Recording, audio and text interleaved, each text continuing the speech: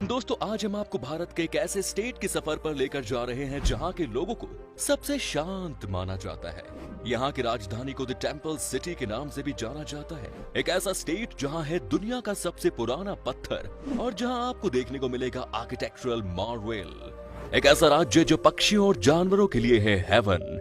दोस्तों अगर आपको रॉयल बंगाल टाइगर और व्हाइट टाइगर देखना है तो यहाँ जरूर आएं। इस स्टेट की खूबसूरती यहाँ आने के बाद ही पता चलती है। यहाँ के बीचेस इतने खूबसूरत हैं कि आपका मन ही नहीं करेगा यहाँ से जाने का। दोस्तों हम बात कर रहे हैं भारत के सबसे अनोखी उड़ीसा राज्य की। तो फिर देर किस बात की, अपना सीट बेल्ट बांध लीजिए अच्छे से और निकलते हैं उड़ीसा की एक शानदार सफर पर। दोस्तों सबसे पहले आपको बता दें कि उड़ीसा राज्य की आबादी है 4,76,00,000 के आसपास और यहाँ पर आपको 270 लोग पर स्क्वायर किलोमीटर दिख जाएंगे। उड़ीसा भारत का खूबसूरत राज्य में से एक है और ये अपने लुभावने समुद्री तटों, दर्शनीय मंदिरों, खूबसूरत टूरिस्ट प्लेसेस के लिए फेमस है। जगन्नाथपुरी मंदिर और कोणार्क का सूर्य मंदिर उड़ीसा के सबसे फेमस टूरिस्ट प्लेस है। इसके अलावा उड़ीसा धान की खेती और रोमांचित कर देने वाले स्थानों के साथ साथ ऐतिहासिक मॉन्यूमेंट्स के लिए भी जाना जाता है। उड़ीसा को पहले कलिंगा और उत्कल के नाम से जाना जाता था और इस राज्य का नाम कई बार बदला गया है। उड़ीसा पर मुगल सल्तनत और अंग्रेजों ने भी कब्जा किया है। सिर्फ यही नहीं, हिटलर ने सेकेंड वर्ल्ड वॉर के दौरान उड़ीसा पर कब्जा करने की प्लान बनाई थी क्योंकि हिटलर का मानना था कि उड़ीसा में है जिसकी वजह से कोई भी लेकिन हिटलर का यह सपना सिर्फ एक सपना बन गया। इसके अलावा उड़ीसा मौर्य साम्राज्य के शासक अशोक से संबंधित है। महाराज अशोक सबसे महान मौर्य शासक थे जिन्होंने लगभग पूरे भारत और आसपास के देशों पर फतह हासिल कर ली थी। उड़ीसा कलिंग शासन के दौरान बहुत फेमस हुआ था। 261 ईसा पूर्व कलिंग युद्ध के दौरान खून खराबे को देखने के बाद अशोक का मन का भाव इसी स्थान पर हुआ था और उन्होंने बौद्ध धर्म को अपना लिया था। दोस्तों सबसे पहले उड़ीसा में आने वालों में महाभारत काल के पहाड़ों की जनजातियों के लोग थे जिन्हें सवर और सओरा कहा जाता था। उड़ीसा का एग्जिस्टेंस प्राचीन काल से है, इसीलिए यहाँ कई तरह के मॉन्यूमेंट्स हैं जो अब वर्ल्ड हेरिटेज साइट्स में शामिल हैं। और इसके अलावा भी कई सारे अलग अलग मॉन्यूमेंट्स हैं जो कि आज उड़ीसा की वास्तुकला में चार चांद लगा रहे हैं।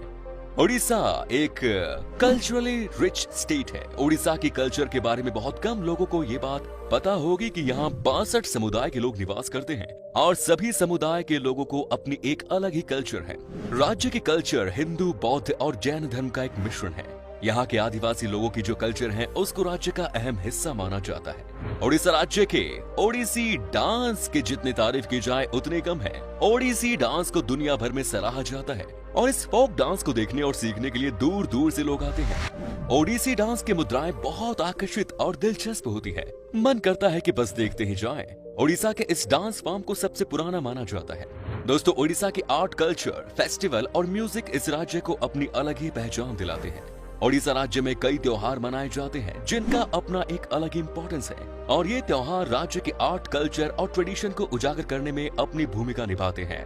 उड़ीसा के कुछ प्रमुख त्योहारों में शामिल है कलिंग फेस्टिवल, चंदन यात्रा जो कि एक 21 दिनों का आकर्षित त्योहार है, दुर्गा पूजा जो कि सितंबर से अक्टूबर महीने में मनाए जाने वाले त्योहार है, कोणार्क डांस फेस्टिवल और जून जुलाई के महीने भगवान जगन्नाथ की यात्रा देखने लायक होती है। इसके अलावा उड़ीसा में आप सैंड आर्ट, फैशन और रॉक शो, एक्सीलेंट फूड और एडवेंचर स्पोर्ट्स एक्टिविटीज का आनंद भी ले सकते हैं। उड़ीसा में बोली जाने वाली मुख्य भाषा उड़िया है। यहाँ पर 4.5 करोड़ लोग उड़िया भाषा बोलते हैं, लेकिन इसके अलावा यहाँ कुछ अलग भाषाओं का भी इस्तेमाल किया जाता है। इसमें से संभलपुरी भाषा प्रमुख है।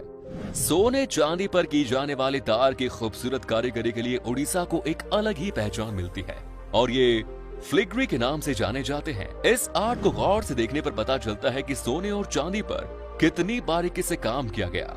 आपकी जानकारी के लिए बता दें कि रिपब्लिक डे की झांकी में उड़ीसा के इस खूबसूरत कारीगरों को शामिल किया जाता है।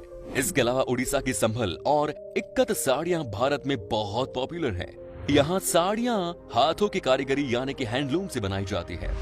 दोस्तों भारत में हनुमान जी की सबसे बड़ी मूर्ति उड़ीसा की पापोंश में स्थित है और ये स्थान हनुमान वाटिका के नाम से फेमस है।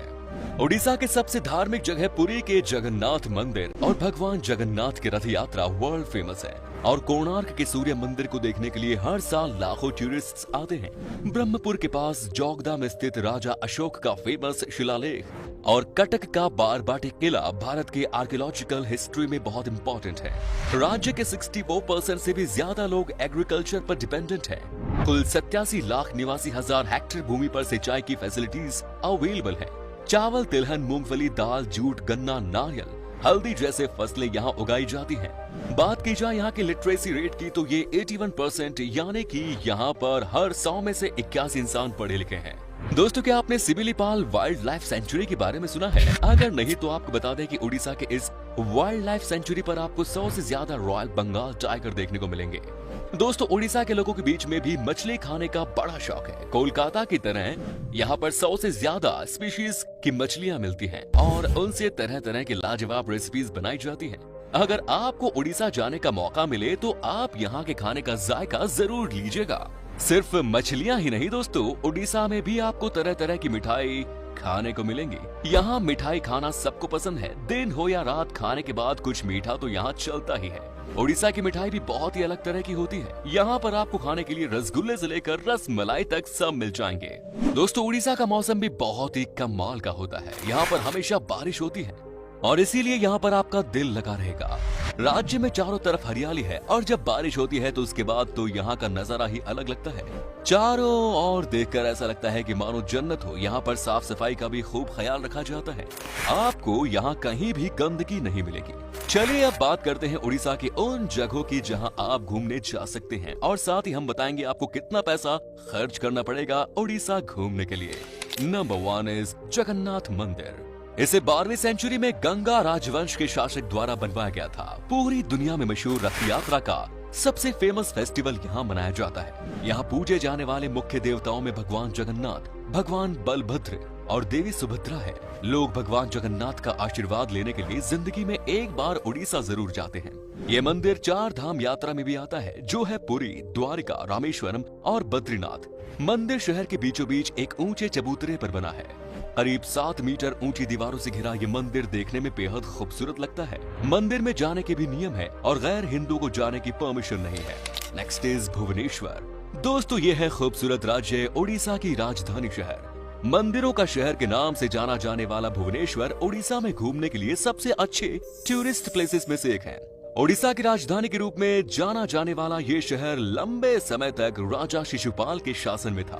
ये हिस्ट्री, हेरिटेज और अर्बनाइजेशन का एक एक्सीलेंट एग्जाम्पल है। भुवनेश्वर में आपको अद्भुत मंदिर और उन पर किया गया काम, वाइल्ड लाइफ सेंचुरी, गुफाएं जैसे कई भव्य चीजें देखने को मिलेंगी। धौली हिल्स, उदयगिरी और खंडगिरी गुफाएं, बिंदु सरोवर, नंदन कानन जूलॉजिकल पार्क यहाँ के मेजर अट्रैक्शंस हैं। आप यहाँ पर आराम से घूम सकते हैं और सबसे अच्छी बात है कि इस शहर में आपको एक से बढ़कर एक लोकल डिशेस खाने को मिलेंगी। भुवनेश्वर शहर काफी सस्ता भी है। Next is Puri. उड़ीसा में स्थित पुरी ईस्ट इंडिया के एक खूबसूरत शहर है जो राजधानी भुवनेश्वर से सिर्फ 60 किलोमीटर दूर है। पुरी में कई खूबसूरत मंदिर मौजूद हैं, जिनमें से सबसे पॉपुलर है भगवान जगन्नाथ जी के मंदिर। अगर आप किसी मरीन जगह पर छुट्टियां मनाने का प्लान बना रहे हैं तो आपको एक बार पुरी जरूर जाना चाहिए। ये जगह 4 धाम यात्रा में भी महत्व रखती है।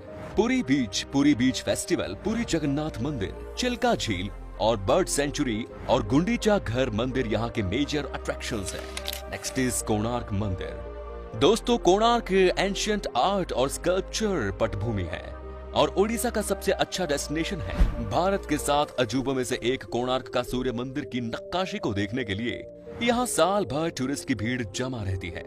ये मंदिर यूनेस्को वर्ल्ड हेरिटेज साइट्स की लिस्ट में भी शामिल है। कोणार्क सूर्य मंदिर के मुख्य देवता भगवान सूर्य नारायण हैं। अद्भुत मंदिरों के अलावा शहर में समुद्र तट देखने के साथ साथ यहाँ एक एंटरटेनिंग आर्कियोलॉजिकल म्यूजियम भी है। Next is Jaipur. Nature lovers के लिए जयपुर उड़ीसा के सबसे देखे जाने वाले टूरिस्ट प्लेसेस में से एक है।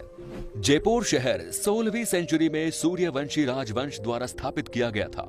पूर्वी घाट पर्वतमाला के बीच स्थित जयपुर उड़ीसा में घूमने के लिए सबसे पॉपुलर जगहों में से एक है, जो घने जंगलों, धुंध में छिपी घाटियों से मिली हुई है और यहाँ की खूबसूरत झरने देश भर से टूरिस्ट्स को आकर्षित करती हैं। Next is Paradip. देश के सबसे इंपॉर्टेंट और सबसे पुराने बंदरगाहों में से एक ऐतिहासिक पारादीप जगत सिंहपुर जिले में स्थित है। पारादीप कोस्टल लैंडस्केप खूबसूरत मरीन बीच, घने जंगल, झरनों और किलों के साथ साथ भरा पड़ा है। समुद्र तट के किनारे बसे देश के सबसे अच्छे डेस्टिनेशंस में से एक पारादीप को देखने के लिए दुनिया भर से लोग आते हैं। पारादीप से महानदी और बंगाल की खाड़ी के मुहाने के खूबसूरत संगम पर विशाल जहाजों और अन्य समुद्री गतिविधियों को देखा जा सकता है। पारादीप बंदरगाह है, गहीर माथा सेंचुरी और समुद्र तट लाइट हाउस और झनकड़ी यहाँ के प्रमुख आकर्षण है। Next is Cuttack. Mahanadi delta की नोक पर स्थित कटक पहले की राजधानी है और उड़ीसा का दूसरा सबसे बड़ा शहर और उड़ीसा में घूमने के लिए सबसे खूबसूरत जगहों में से एक है। कटक का इतिहास 1000 साल से भी पुराना है। अब कटक को देश के सबसे वेल प्लान्ड मिलेनियम शहरों में गिना जाता है। महानदी बैराज, बाराबती का किला, भीतर Kanika wild life sanctuary, Ansupa झील और सिंहनाथ और भट्टारिका के मंदिर यहाँ के मेजर टूरिस्ट स्पॉट्स हैं। दोस्तों चलिए अब आपको बताते हैं कि कितने पैसे खर्च करने पड़ेंगे उड़ीसा की सैर पर आपको। अगर आप अकेले सफर पर हैं तो आपको हफ्ते में लगभग 15,000 रुपए खर्च करने पड़ेंगे और यहाँ आपको कम से कम पैसों में होटल मिल जाएंगे रहने के लिए।